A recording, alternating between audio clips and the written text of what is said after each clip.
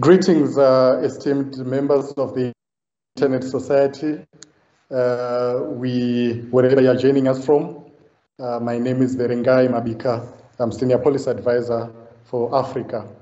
And welcome to this session, a very interesting and dedicated session on Internet Way of Networking, titled Journey to a Better Internet, Enablers for an Open, Globally Connected, Secure and Trustworthy Internet. So before I get to the details of this session and the purpose of this exciting session that we have today, I would like to just quickly go over some ground rules or housekeeping issues that we need to take care of. So firstly, interpretation is provided in French and Spanish, and it's available. Please choose the corresponding session entry on the agenda to join your preferred language.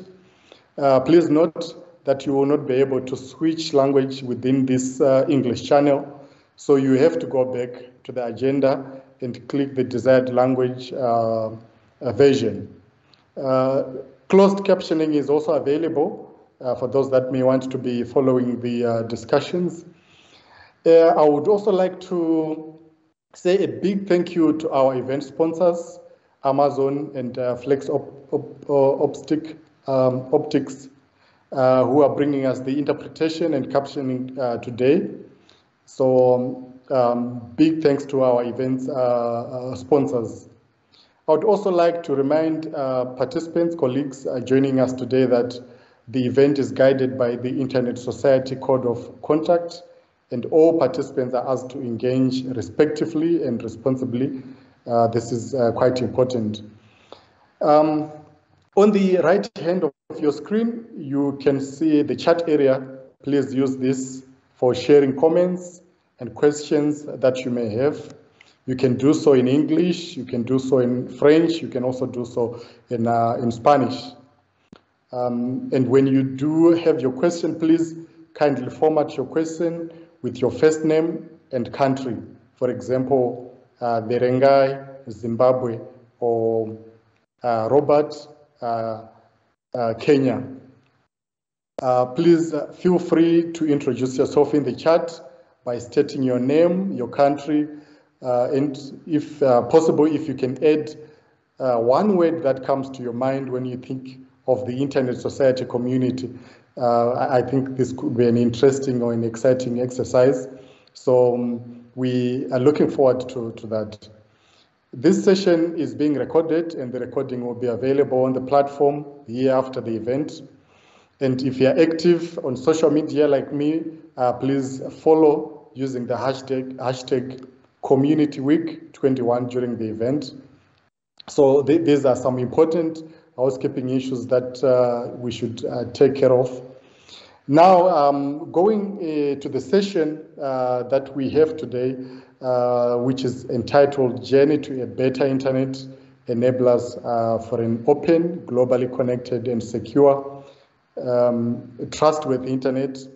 The purpose of this session today is really to introduce participants or members of ISOC to a new framework that was developed by the Internet Society to guide us to a better internet for everyone.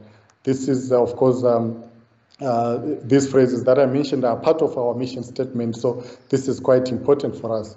So in this framework, we propose a series of enablers that help us to attain the goals of an open, globally connected, secure, and trustworthy internet. And we really think that this is a tool that our members, wherever you are, you can make use of it, especially when it comes to some of the developments that we are seeing in our countries. So yeah, I think you would agree with me that the internet being a technology that is playing a central role in our lives, a lot is also happening with regards to the policies that we are seeing, the regulations that is shaping the internet today is happening across the world, and sometimes governments and even businesses are increasingly making decisions that could affect adversely the internet. So we believe that with the use of the Internet Impact Assessment Toolkit, there is an opportunity to make an assessment that could point the different stakeholders to some of those impacts so that they still make the right decisions. So in this session today, we feature one of our esteemed partner, ISOC esteemed partner, Diego from Nigeria. And I'm here with my colleague, Emmanuel C. Ogu, Dr. Emmanuel C. Ogu, who is an aspiring tech diplomat who is trained as a computer scientist, a chartered IT professional.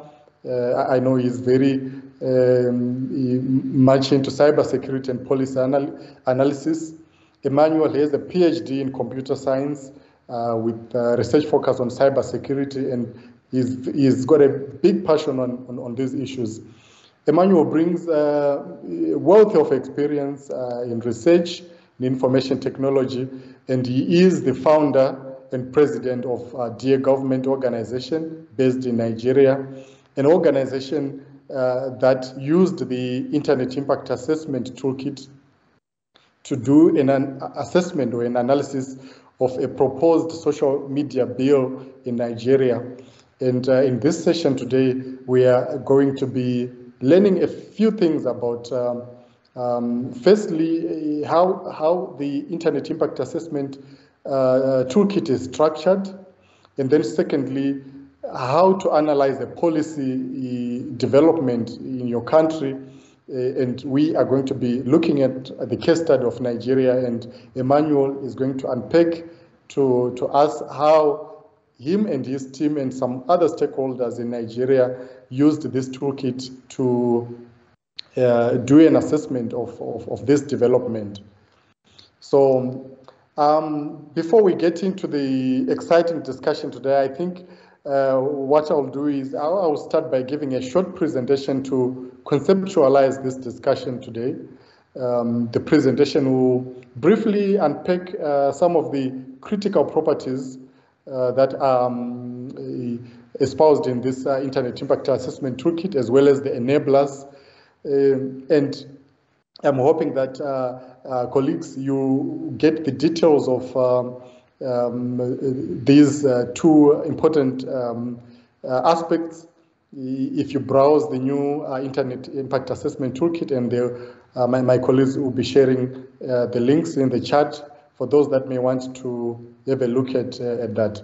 So I would ask the team to just put my presentation, and I'll quickly go through the presentation. So if you move to the next slide. So with the next, what we have been observing is that the internet has been very critical in the development of humanity, and I think colleagues, you would agree with me that especially in the time of COVID-19, the internet was very critical in the successes that we have seen over the past 2 years. And one important aspect, I think, that is quite critical is that the internet doesn't owe its success to the critical properties of the internet, which we have defined in the Internet Way of Networking project as the critical properties of the internet. And in the next slide, I'll just briefly talk about some of them here. Next slide, please. These 5 critical properties of the Internet Way of Networking, we believe, are at the cornerstone of the growth and the success of the internet. So the first aspect is the accessible infrastructure with a common protocol. And in this case, I think the only thing that you need to be able to connect to the internet is the IP, the internet protocol. We also talk about an important critical, the open architecture and the interoperability and reusable building blocks. Very important again to the properties of a successful internet. Another important critical property is the decentralized management and the distributed routing system. I think colleagues, you would agree with me that the internet is a decentralized network, and there is no point of single failure. And I think this is quite important for the growth and the successful internet that we do have today. The other two important aspects, again, are the technology neutral general purpose network, which really is not designed for a particular use case, but anyone is permitted to come up with an innovation that can, add value to the internet. And then lastly, the common global identifier system. So I've just taken a quick read through these 5 critical properties, and if you need details of each description and some examples of these critical properties, I think you can also go through the Internet Impact Assessment Toolkit, where such narrative is expanded. In the next slide,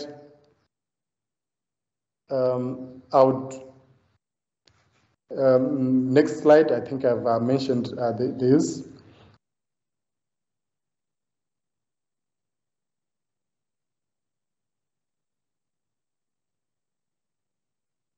So in the next slide, I think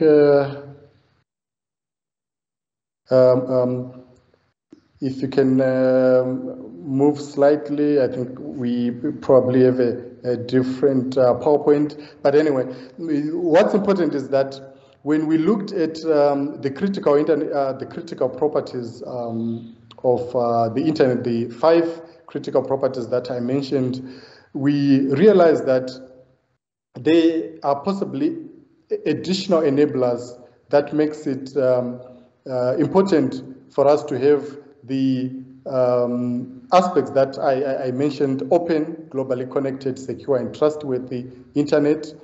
And within the openness of the internet, we are talking here about people and organizations having to mix and match technologies without the permission or minimum barriers. And when we talk about the globally connected aspects, we are also bringing in here a very critical aspect of connectivity. I think in developing countries in Africa, Asia, and other developing regions, we know that the aspects of availability and accessibility of the internet is very critical to our communities. And when we say globally connected, we are looking at the internet being inclusive, it being allowing users and networks to be able to interconnect without geographical restrictions. The other important enabler that we define in the Internet Impact Assessment Toolkit is the secure aspect, or the secure enabler. And in the secure enabler, we are looking here at the security of the internet, its ability to resist attacks, and the internet, delivering a robust service to its community. And I think this is quite important. We have seen over the years that the more we use the internet, issues to do with cybersecurity also increases. So you can talk about the phishing scams that comes on the internet and many other things. And then we also talk about an important enabler, the trustworthiness of the internet. And in this case, we are also looking at the internet meeting the expectations of its users. by offering a resilient and reliable base for applications and services. So improving trustworthiness or the trust in the internet makes it quite possible for individuals and organizations to rely on the internet fully. And I think we can make reference to some of we can make reference to the pandemic that we had in the COVID-19, that our communities across the world were using the internet much more, and we're actually able to also trust the internet. So these are the important enablers that we believe are important in shaping the internet and making it open, globally connected, secure, and trustworthy. This is, of course, in addition to the critical properties, the 5 critical properties that I mentioned in the first slide. So I thought this first discussion was just to put in context our discussion today, and hopefully in the Internet Impact Assessment Toolkit, for those that will have an opportunity to go through it, you will find these issues expanded. You will find some examples.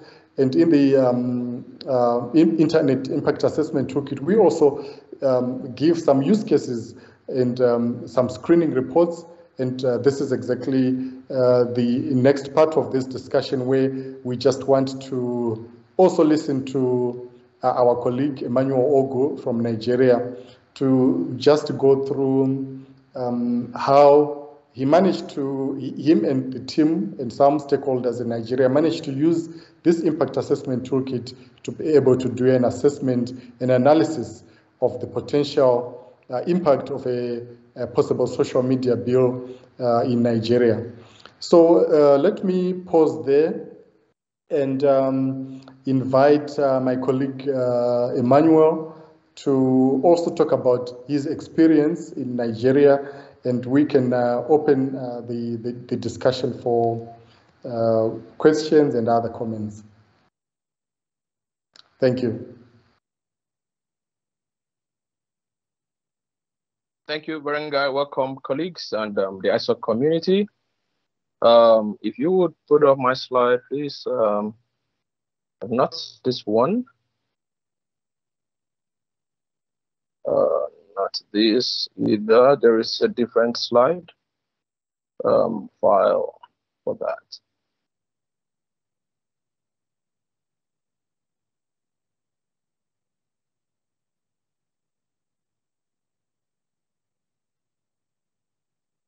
Yes, that. Thank you.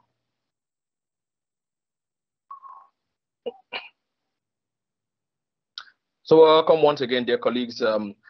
At the Dear Government Organization, what we do is that we try to analyze and evaluate the impact of internet regulation from various countries on the sustainable growth and development of the internet. And we had the rare privilege to implement or apply the Internet Impact Assessment Toolkit, which Verengai spoke about a few minutes ago. We applied this toolkit in Nigeria on a particular regulation, a proposed law, the Protection from Internet Falsehood and Manipulation Bill 2019.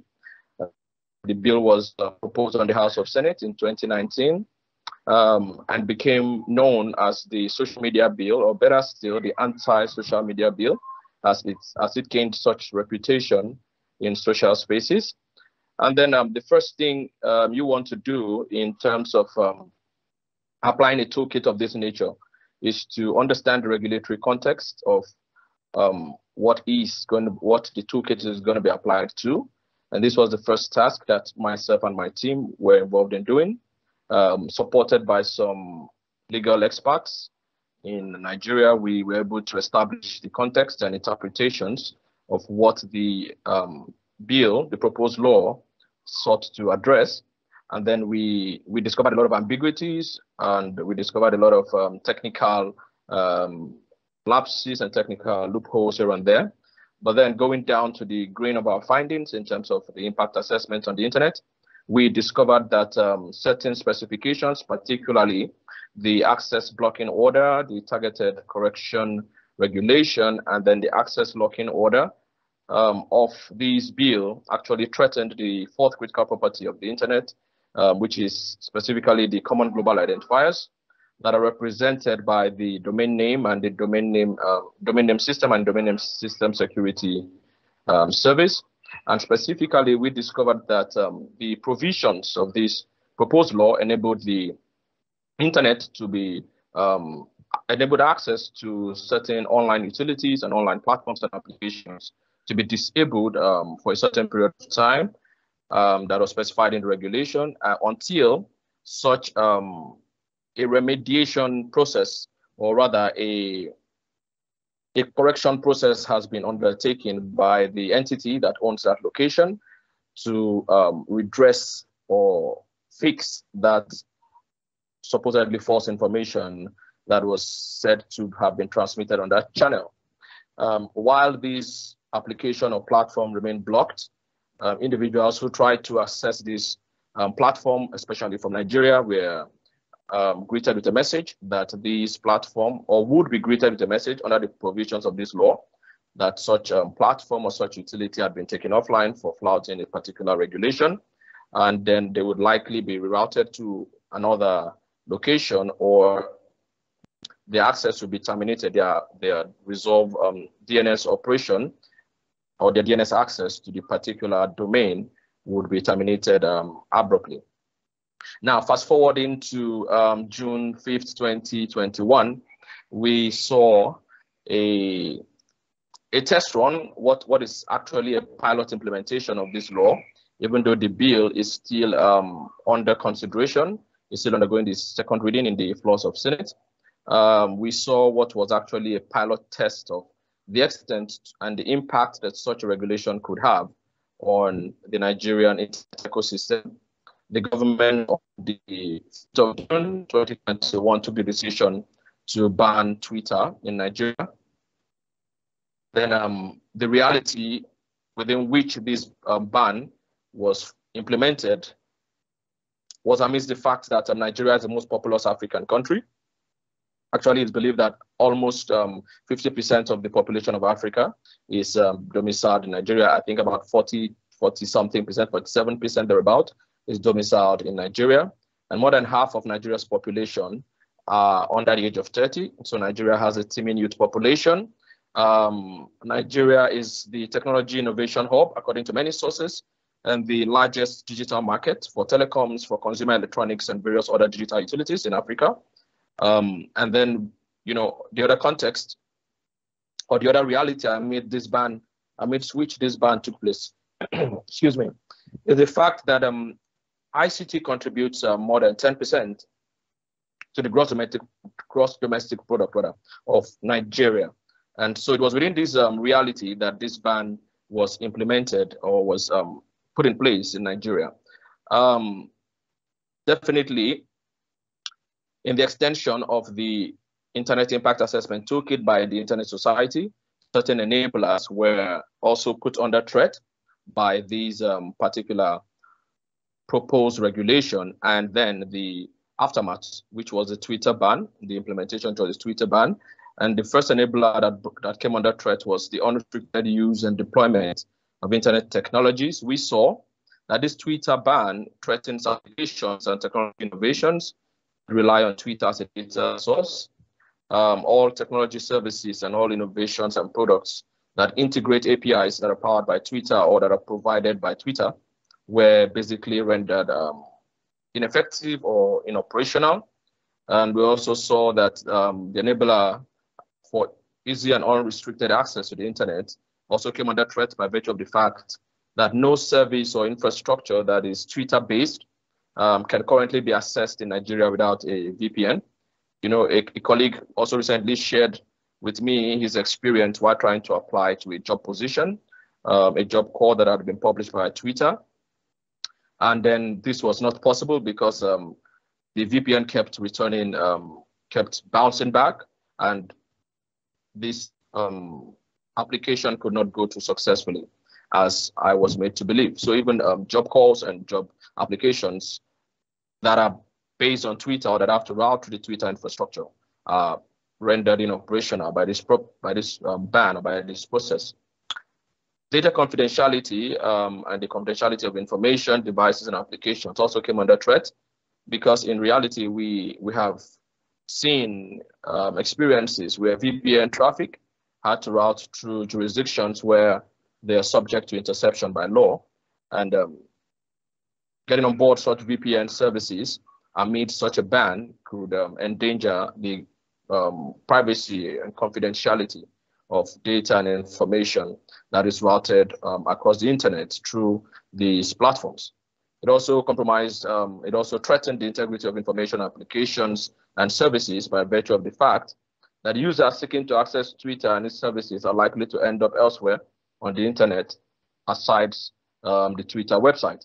We also saw that the reliability, resilience, and availability of information services provided by Twitter was also put under threat as well.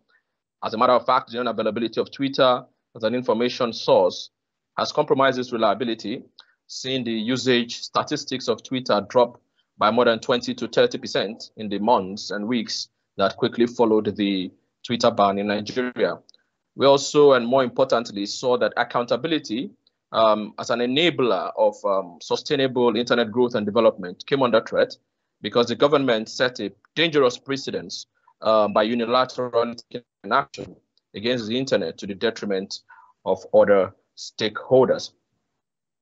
And then my final thought on this matter is that you might be thinking, why is there so much fuss about this regulation in Nigeria, and why is this actually an issue around African countries like Mali and Uganda and Zimbabwe and Ethiopia, where these incidents have made headlines in recent times? After all, you might wonder that Europe and America has continued to regulate the internet and social media for many years. So why should it be a problem in Nigeria? Well, the truth of the matter is that, yes, we must regulate the internet and social media if we must preserve these utilities or these technologies as forces for good, because we cannot disregard the fact that there are dangerous elements that lock behind these technologies, intending to do harm to users and to platforms and to businesses, as the case may be. So yes, we must regulate, but then it will be dangerous to pursue such a regulation in a unilateral way that excludes the interests of other stakeholders. And that is the bigger problem in Africa and in some other countries around the Middle East and in the Horn of Africa that we have seen in recent times. And my final word is that it is true that governments have a very big role to play in multi-stakeholder internet governance. But then governments must realize that their role in multi-stakeholder internet governance or regulation is not one of superiority that gives them the power to act unilaterally and endanger the interests of other stakeholders. Rather, their responsibility and their role in internet governance is one of responsibility and accountability to the various parties that rely on the internet and the various innovations that it powers to attend to various issues that transform their lives across various fronts. And I would invite you to stay engaged with the work of the Dear Government organization as we continue to investigate regulations across Africa and the world. Stay engaged on our social media platforms and stay engaged with the work that we do. And we'll be glad to interact with you even beyond this period of the Community Week. Thank you. And then I would yield the floor back to Verengai.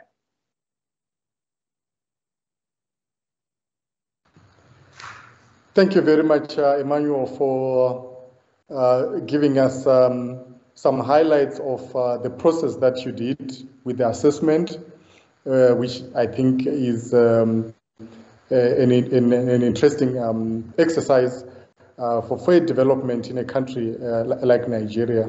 So before I pose a few questions to you, let me just quickly check in the chat if we have any questions or comments from our colleagues on the floor. No questions at the moment. Great, thank you. So this was one example of the Internet Assessment Toolkit in practice. And we believe that such kind of an experience will give us an example of how you can use the framework to analyze changes to the internet. So we are hoping that with this framework and this toolkit, we can identify the developments that are happening in our regions or in our countries, and try to see if we can advise even our policymakers or even the stakeholders important in making the internet or shaping the internet or the growth of the internet to make the right decisions. Whilst we wait for any questions in the chat, I think, Emmanuel, I have just some 2 questions for you, just to help us understand and maybe unpack some of the issues that you've already highlighted so far. So the first thing that I wanted to understand, Emmanuel, is how would you think that such a technical analysis of this nature using the assessment toolkit could be useful for stakeholders in Nigeria? Did you use it for anything, or it's just some process that the organization was interested in doing? Is it useful really on the ground? Yes, Verengai, thank you for that question. Actually, the toolkit is very useful. We found it very useful. You know, not everyone would have a technical background who is interested in internet affairs, and this is really the reality that characterizes the iTalk community. We have people of different professional backgrounds, of different educational and academic backgrounds, who have interests in how the internet affects their lives in their various jurisdictions. And then getting on board with this toolkit, we had on our team individuals who did not have any technical expertise in IT or in information technologies, as the case may be. But then this tool was useful in pointing us in the right directions. Now, you know, in doing an impact assessment, the field is usually very wide, and it is the capacity or the ability to narrow the focus of what is important to look out for in the assessment framework or in the assessment or in the environment or context under access. It is that capacity to focus that makes the impact assessment useful, the impact assessment worthwhile. And that was where this toolkit, we found it very useful in pointing us in the right direction, setting the critical properties, 5 important parameters that we must check out that are not compromised or endangered by any provisions that are contained in this body of laws or in this body of proposed regulations, as the case was. Now, we found it useful in mapping. We were able to map specific provisions and take each specification of this body of law and then run them through each of these 5 parameters to make sure that at no point does any of these specifications or provisions of the law or the proposed regulation endanger any of these 5 critical properties. Now, the fact that these critical properties were clearly explained, clearly contextualized, and very well highlighted using case studies and using examples in the body of work or in the body of content of the Impact Assessment Toolkit also made it very easy to map each of these regulations to what were the critical issues that they were endangering within the context of the internet. So that was how we found it useful. And then we have begun to expand that understanding with the recent incorporation of the enablers in moving forward in our analysis and to expanding this focus to cover jurisdictions in Africa so that we are able to understand combining the critical properties and the enablers for a sustainable and utilitarian or a utopian internet. Combining these 2 frameworks of the critical properties and the enablers, we're able to make more robust assessments or more robust analysis of regulations in Africa.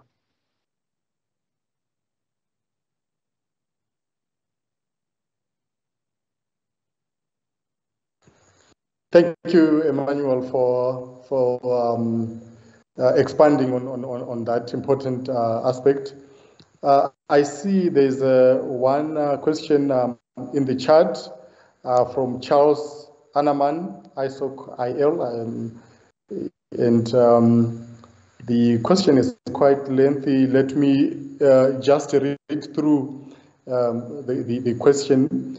As users are taking stock of the impact that the large web platforms have, for example, databases of contacts and human network connections, data for manipulation, solutions that aim to decentralize the distribution and security of data are being worked on. What types of solutions or groups are the ISOC members working on or with to secure our vulnerable web users in the different regions? I think this question is probably to the wider community, ISOC community, and maybe I can just give a few highlights of the types of groups that the Internet Society is working with in addressing some of the new challenges or the emerging challenges that we are seeing. I think one important aspect to mention is that ISOC, or Internet Society, is a big advocate of the multi-stakeholder RISM approach. We believe that there are many stakeholders in shaping the internet that we do have today. The technical community, which I think most of our discussion today was focusing on, technical assessment that we can do, looking at those critical properties and enablers. But we also understand that there are social groups, there are policymakers, there are governments, and Internet Society really work very closely with all these different and diverse groupings. In fact, one important thing to mention is that outside of the chapters, I think most members here are familiar with our chapters working in different countries. We also do have special interest groups that are working on very specific things related to security. I think we do have an a special interest group on cybersecurity, special interest group on blockchain, special interest group on many other different issues that are looking at very specific things. And I think those are also connecting with the important stakeholders that could help in shaping the solutions for our vulnerable communities. And I think it is very important, again, to keep in touch with all these sections of the Internet Society. We also do have organizational members. I think some of them are present on this platform today. So I think there is an opportunity, of course, for any specific issue that you may want colleagues to explore, to identify those interesting groupings within the Internet Society. I think among us, the many varied groupings that we do have, I think there is an opportunity to find some forward thinking kind of solutions. So I think let me pause there and see if there are any colleagues who may want to add some thoughts again on the ideas that I've just shared. Emmanuel, do you want to, I know you are also an active Internet Society member. Are there any other groupings that you are working with in Nigeria or outside of Nigeria in finding solutions for such problems that we are talking about here? Actually, you've mentioned the grouping that I belong to, which is the Cybersecurity Special Interest Group. I've been a member for about 2 years now, and I've been engaged on the work that has been done in that space within the African ecosystem.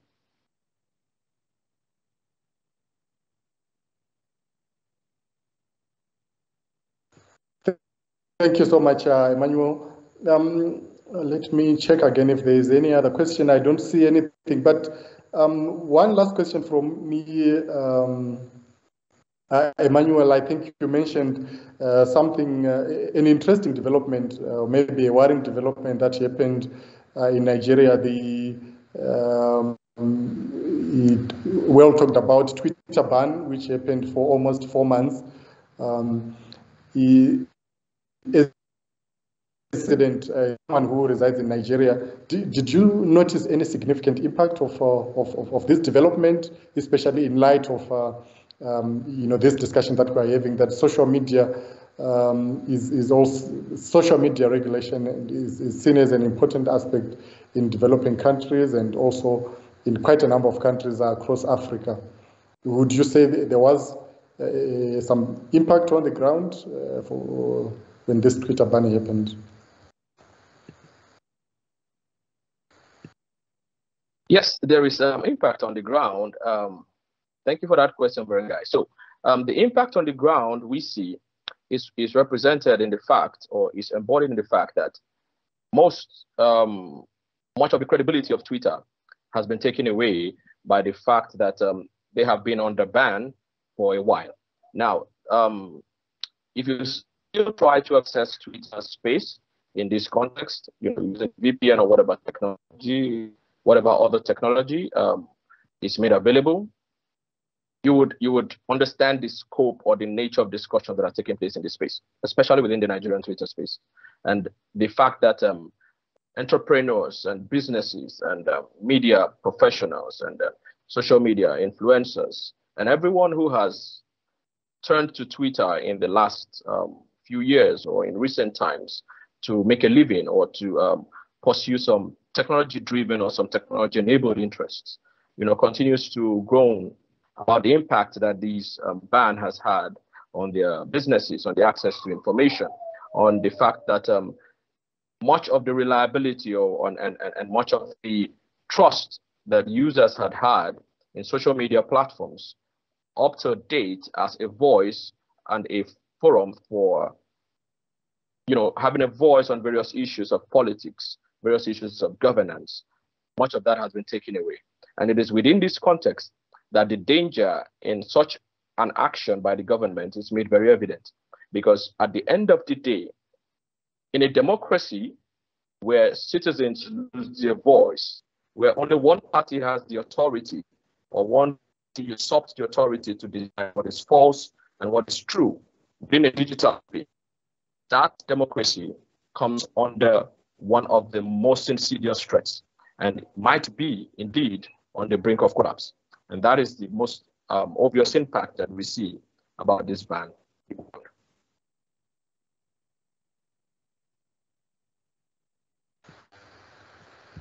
Thank you very much, Emmanuel, for also giving us some experience of what was happening on the ground with the Twitter ban. I'm looking at our time and we're just left with just 2 minutes.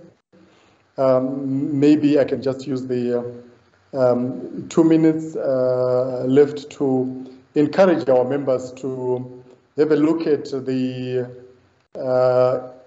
Internet Impact Assessment Toolkit, which we believe is a very important document that could provide tools for assessment for the implications that are happening on the ground and in our countries, especially policy interventions or even new technologies. There are a few case studies that you find in the Internet Impact Assessment Toolkit for those that may want to see how to make use of it. So I encourage members to take a look and please make use of it. This is your tool. So we are hoping that you'll find time to browse through. So at this point, I think let me take this opportunity again to say many thanks to Emmanuel Logo for taking the time and making this presentation and also giving us some highlights of how you have used this toolkit on the ground. I think this is it's a very recent development within ISOC, and I just want to say thank you, Emmanuel, for taking time to discuss with us and sharing with us what you have done with the Internet Impact Assessment Toolkit. At this point, I also just like to thank all our members for taking part in this discussion, hoping that we can continue the discussions and questions in the chat. Again, many thanks again to our sponsors, once again, Amazon and Flex Optics for sponsoring with the translations for this service. And above all, thank you to the community for attending the inaugural Community Week. We hope to see you in the next 3 days, meeting in the different platforms that are provided. So thank you very much, colleagues, and let's meet again during the course of the 3 days. Thank you. Bye.